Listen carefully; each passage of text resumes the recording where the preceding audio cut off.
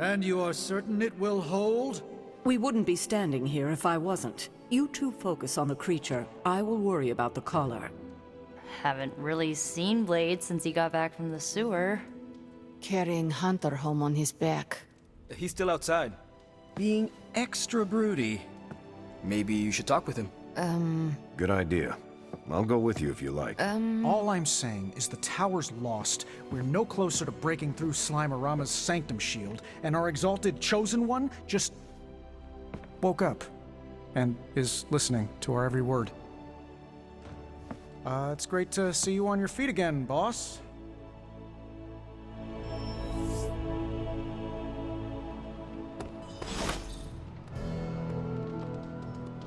We're missing something, Hunter. And the frustrating thing is it's happening right in front of us. Where? The Sanctum is filthy with Hydra. Too many of them. It wouldn't take many guards to secure the building. So the question is, what else are they doing in there? Even without seeing what is going on in there, I know it is bad. Strange's Sanctum is too big of a prize for my mother to let it sit idle.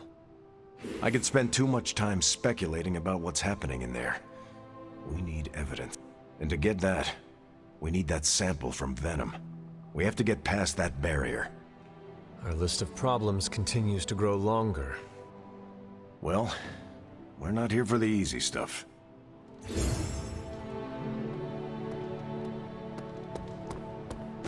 Where is Blade? Outside, I think. Perched by the...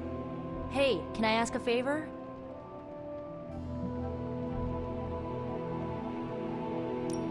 Heard about the explosion. Glad you're okay. Yeah, something tells me it won't be the spontaneous combustion you'll encounter.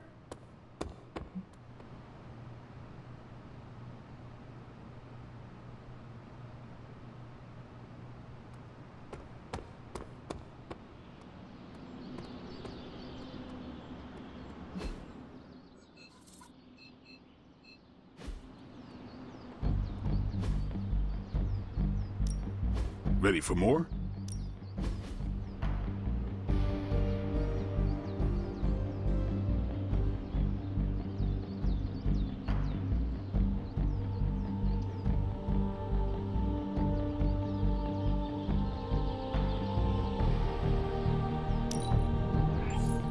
Hydra won't want to tussle with me now.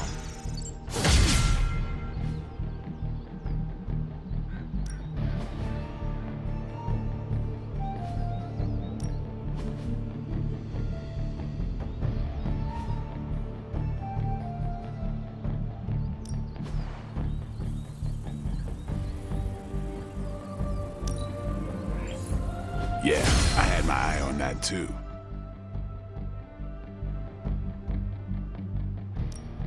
Time's wasting, Hunter.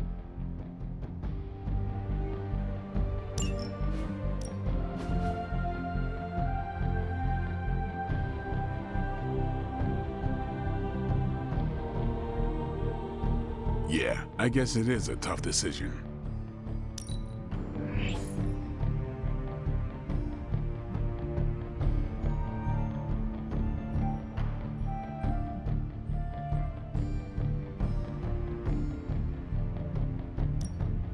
New and improved.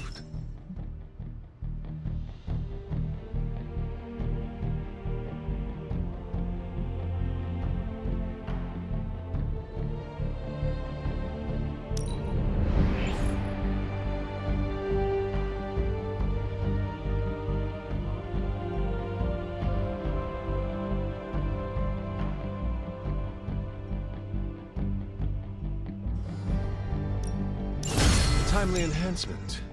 Let us see it in action.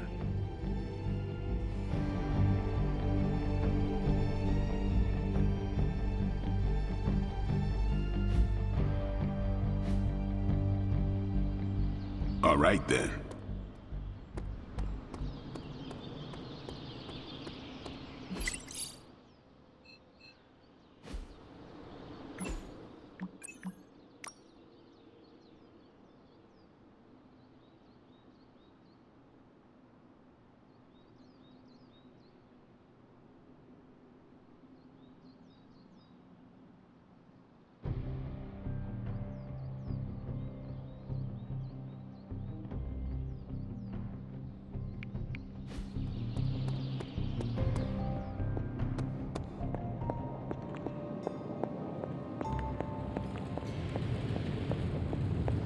I know. I'm sure I'm not the first person to inquire on this fine morning, but seeing as how you did explode in what I might describe as a most spectacular fashion, any side effects I should know about? Headache? Blurred vision? The urge to murder us all?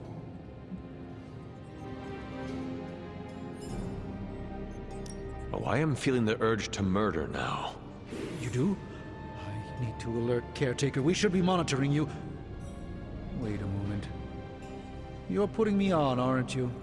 Well, I am the hunter after all. Ha! Of course you are. Who would you be without your ever-charming urge to kill?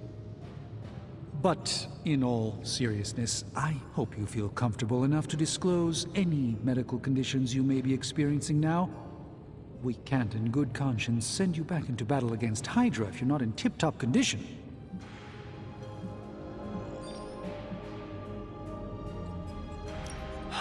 My collar. I am afraid the explosion cracked it. Cracked? How big is this crack? Minor. Almost undetectable. A small fissure should not be a problem. Your collar is made of tough stuff, almost as tough as you.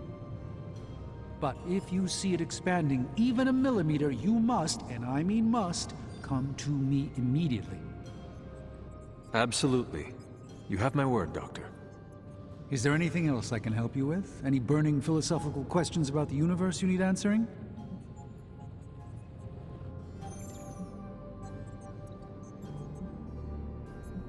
I should take my leave.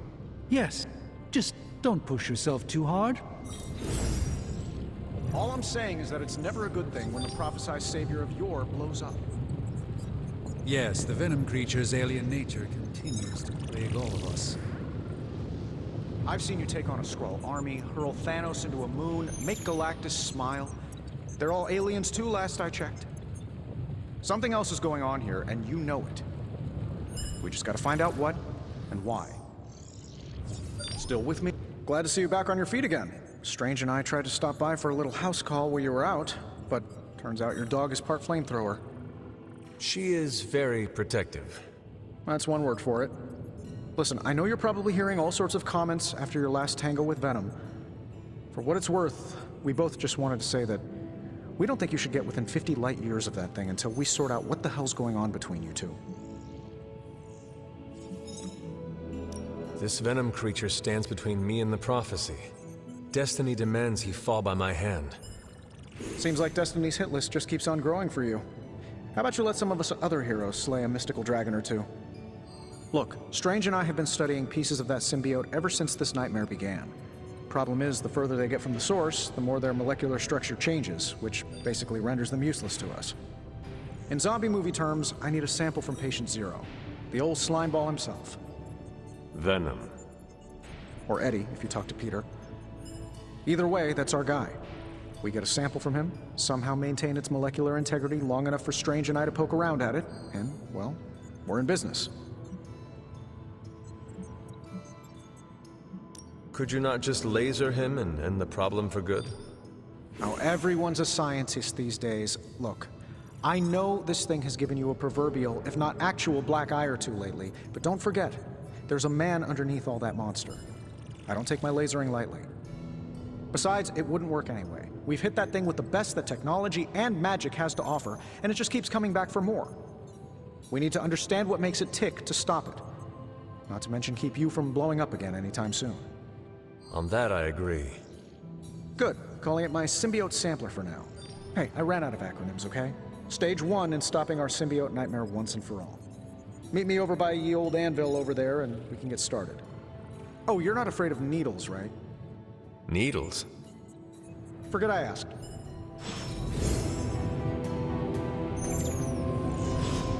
Oh, you are gonna love this.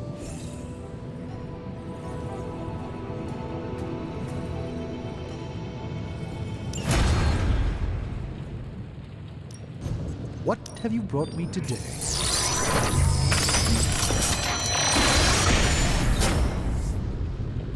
Generations ago, these were quite the rage. Tony. Got more coil for me? Don't blink, or you'll miss it.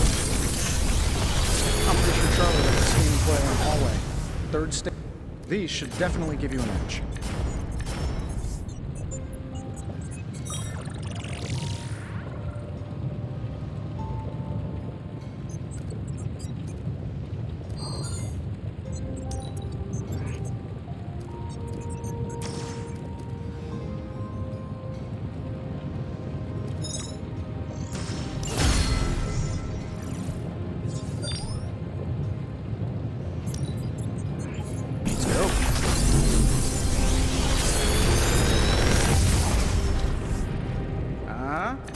Not bad, right?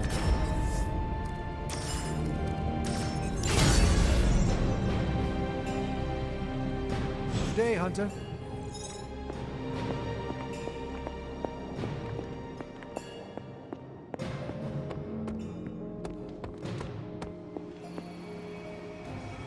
Was that the first explosion you've survived?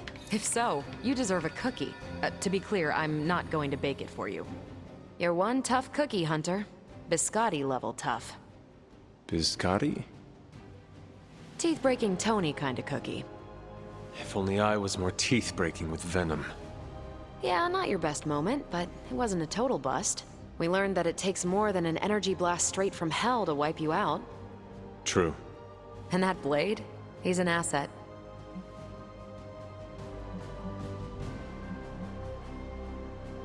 As an outsider, you two have vastly different approaches, but perhaps that is what makes you good allies. Yin and yang, Hunter. Some jobs require tweezers, and some a bulldozer. You can't go wrong with a fully stocked toolbox. Outside the mission stuff, I gotta say, I had my doubts about Blade. The brooding vibe, the sunglasses indoors, his lack of preference between a Chicago style versus New York, which is just plain wrong. But the more I see him in action, the more I think he might be an okay dude.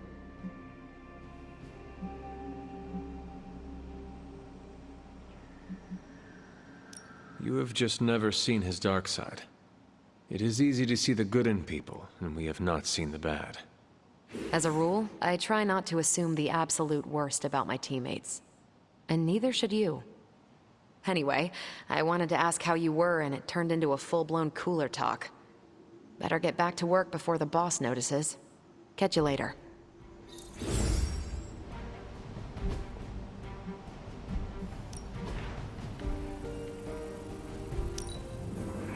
I like where this is going.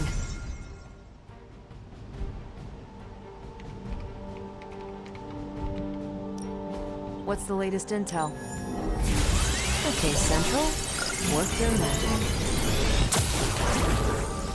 Just more evil junk. This should keep someone busy.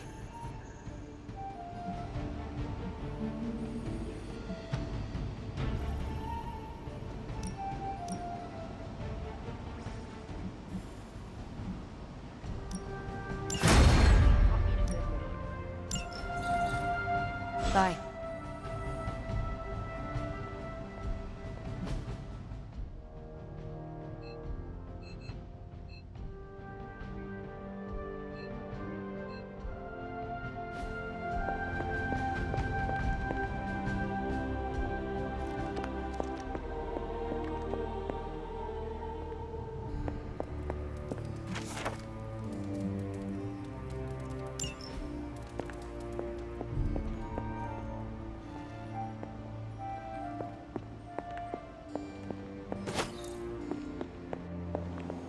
Caretaker, are you all right? That's what I wanted to ask you. I know you're on your feet and seem fine after that explosion with Venom, but I know all too well from experience that sometimes the worst injuries are not visible to the naked eye. So, please tell me, Hunter, are you actually as fine as you seem this morning? Or should I be worried? Now that I am ready to return to the battlefield, it is our enemies you should be worried about. Glad to hear it. Although I hope you do know you don't have to front with me. If you are suffering in any way, if anything is wrong, it's not weak to ask for help. There is nothing wrong. I feel strong. If you say so. Well, I guess I should stop fussing over you and go see what horrors Hydra has in store for us today. As you were, Hunter.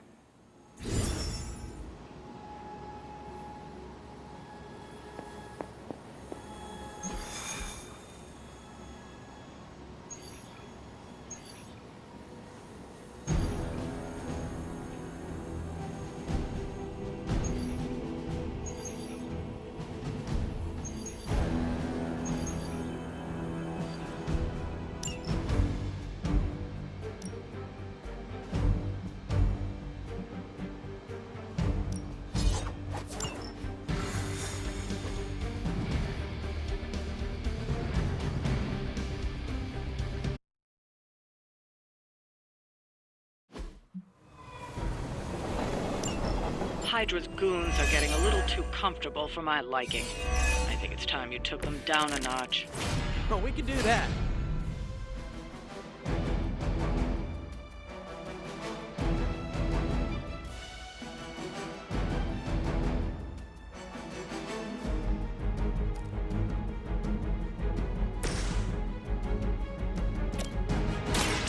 Someone order a knuckle sandwich? I saw a move like that once, centuries ago.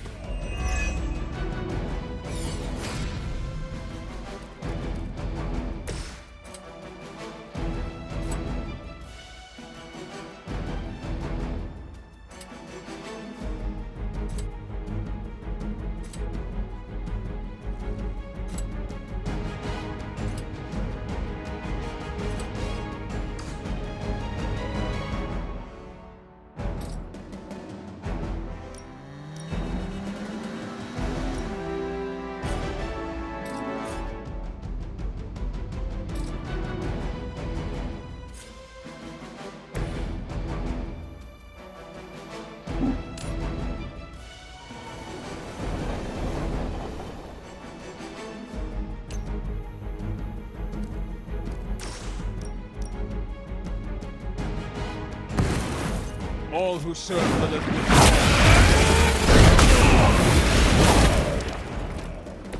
Now that's a big move.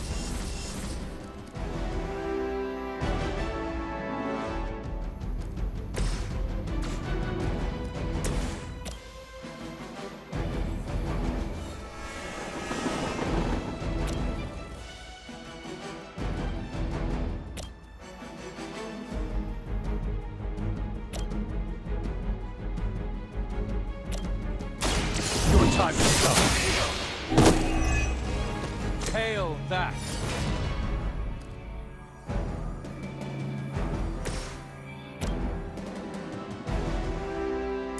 Target confirmed. Leave some for the rest of us.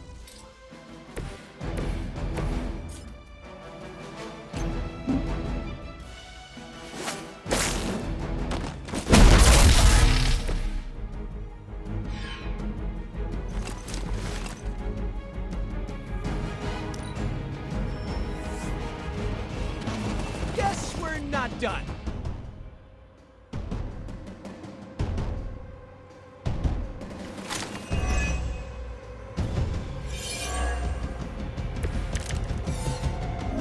I'm ready when you are.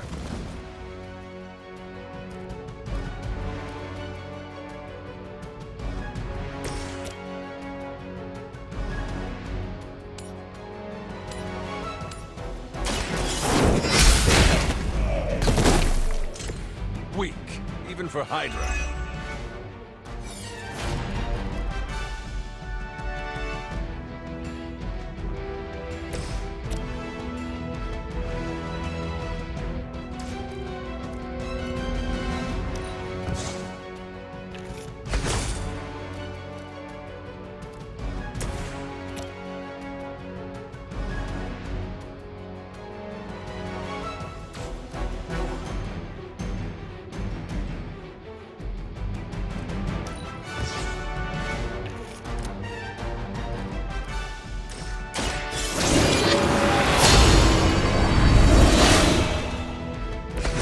See if they have an answer for this. No mercy for the servants of Lilith.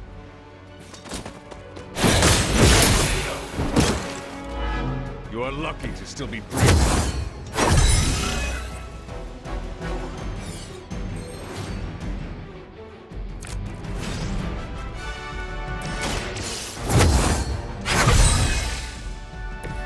Welcome assistance.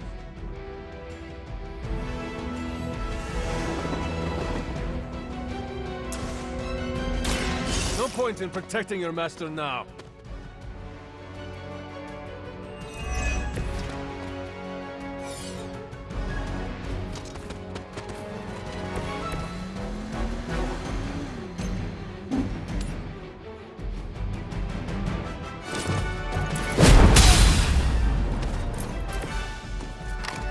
Now that was something.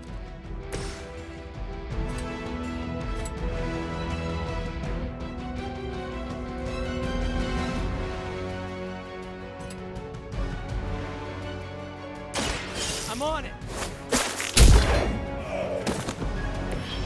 I am impressed. I doubt they'll take that beating to heart, but we can always hope.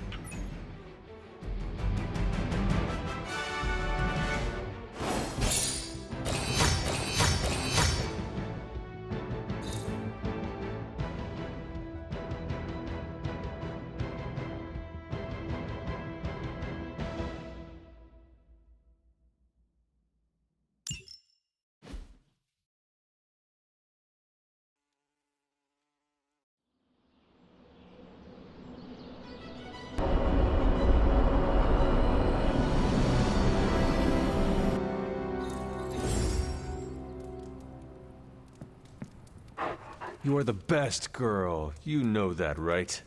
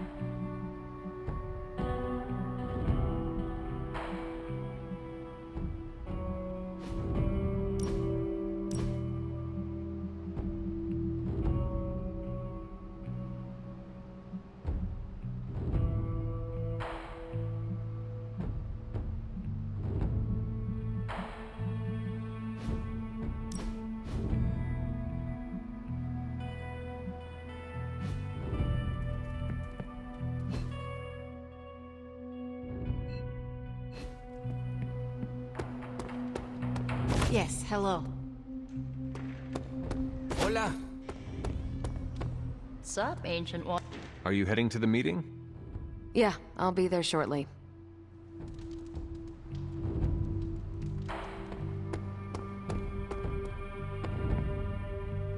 Time for book club. You coming? Meet you there. Let's head over.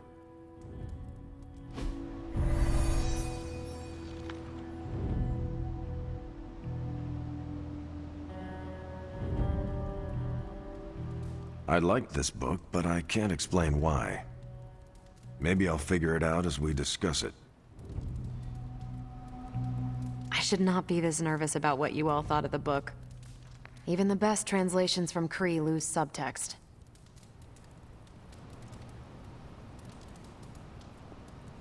Everyone's in a mood to mingle. Go ahead. You good? I am ready. Carol, this was your book, so you can start. I'll throw it back to you. What did you think of the book? I had a rough time with it. You didn't like it? Didn't say that. At first I spent more time referencing the glossary than reading the book. Sounds familiar. What changed? I noticed a kind of rhythm to the words. I began to see them as lyrics to a song. All that dry talk faded and it finally came together. The lyrics made it feel much bigger than a chapter on Kree farming implements.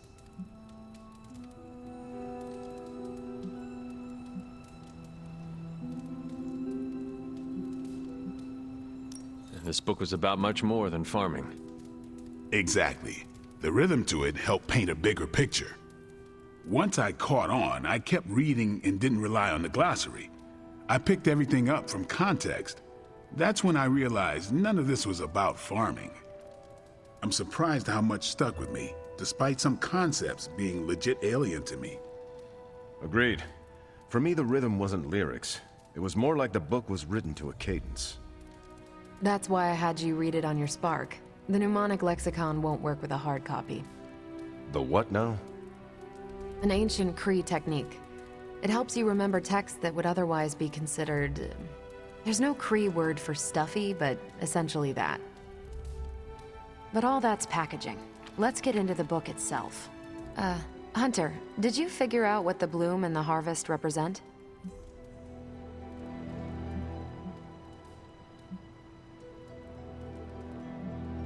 The bloom represents the range of a fortress. The harvest happens when enemies enter that range. That's one vital part.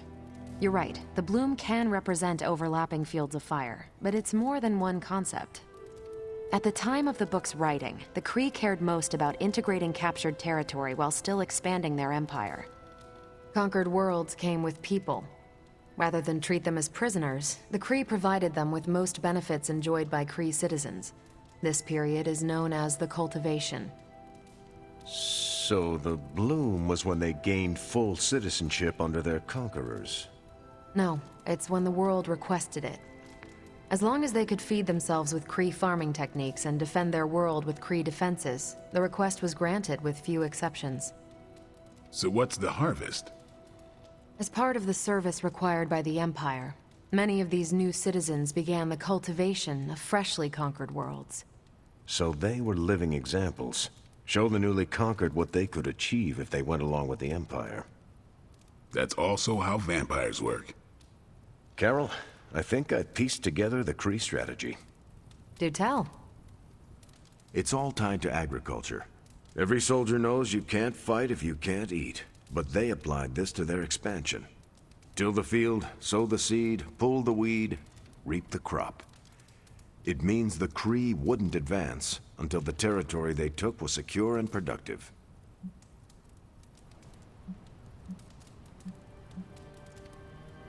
If your enemy knows how you will act, they can prepare. Certainly, for other spacefaring empires. But most worlds had no idea the Kree existed until the invasion was underway. But the Kree expansion had momentum. They could afford to push harder because their whole weight was behind the advance. Unless a world could push just as hard, it would eventually fall under Kree control. Carol, how was that? Close enough to impress me. The strategy in Volume 32 wasn't perfect, but it worked out for the Kree far more often than it failed. What happened when it failed? That's covered in Volume 33. And that's Book Club. Steve, you're up next. What's your book? The Mantle of Authority, by General Chester Phillips. Is this the one you keep saying I should read? The very same. Now you have to. It's Book Club. I hope you enjoy the book I chose. Why do you say that? It's about people who weren't around until after your death. But I'm sure you'll figure out the context. So why choose this book? Volume 30 was way too spicy for this crowd. Go on. I'm kidding. It's relevant to what we're facing today. Hydra, the Lilin, your mom, they seem to have the upper hand all over the world. The Kree never conquered this planet. Neither will my mother. Exactly. Reputation makes you seem bigger than you are. We can hit them anywhere at any time. You can bet this adds to our own reputation. And that's how we defeat our enemy. As long as we're still standing, they're gonna fall. Okay, just between us, Carol's book was extremely weird, right? I learned a thing or two. What, how to grow turnips on the moon? That is harsh. I didn't think it was that bad. But interstellar agriculture as a metaphor for planetary conquest, not what I expected.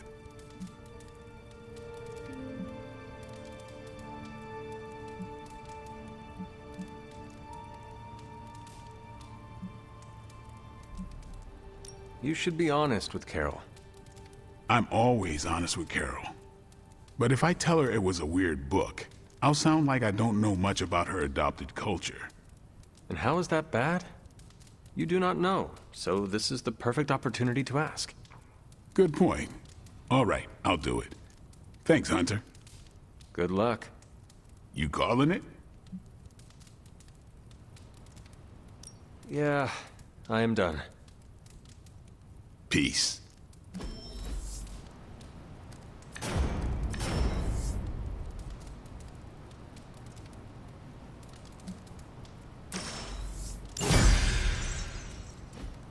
Carol, I had some more thoughts on the book. You do? You must have really liked it. One thing you and I have in common, Hunter. We both know death ain't a career ender. I mean, you straight up resurrected. Actually, I didn't connect with it at all. That's what I wanted to talk to you about. You didn't like it. It's more that I didn't have the context. But you do, and you clearly like the book, so... So... I wanted to see it through your eyes. If you don't mind, I'd like that context. I don't mind. Okay, then. Most of my time at Central is hurry up and wait. Stop by when I'm waiting. We'll talk. I will. Good?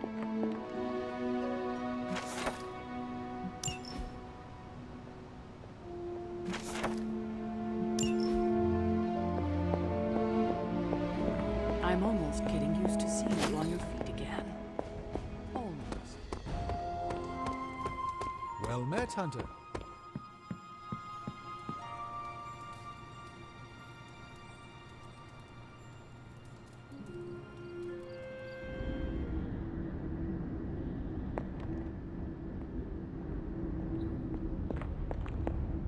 Hunter, are you all right?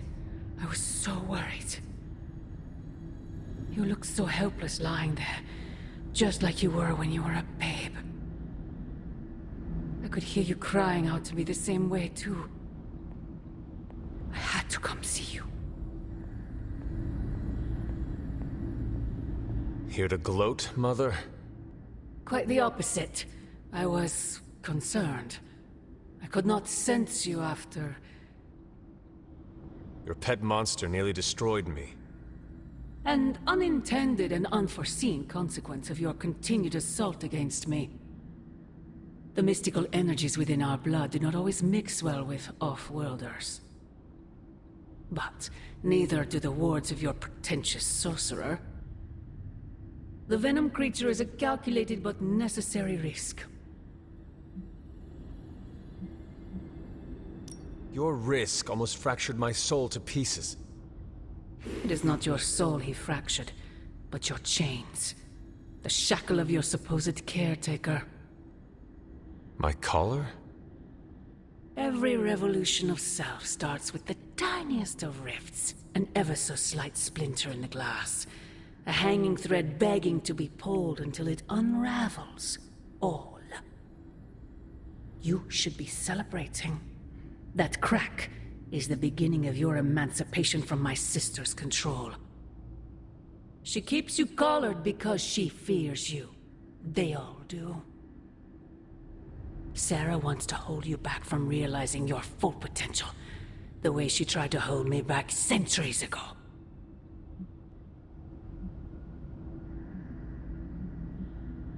I am my own being.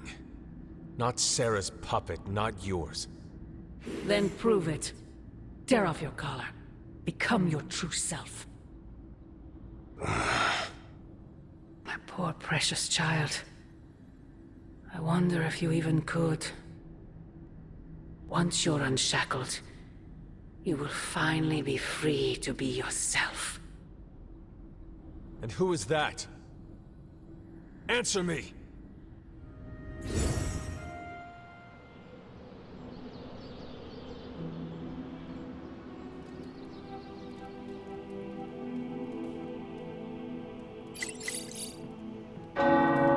The tower bells are ringing. My favorite childhood prank. But I have not heard them in so long. Caretaker must be wincing right now. Or maybe this was her idea of a joke.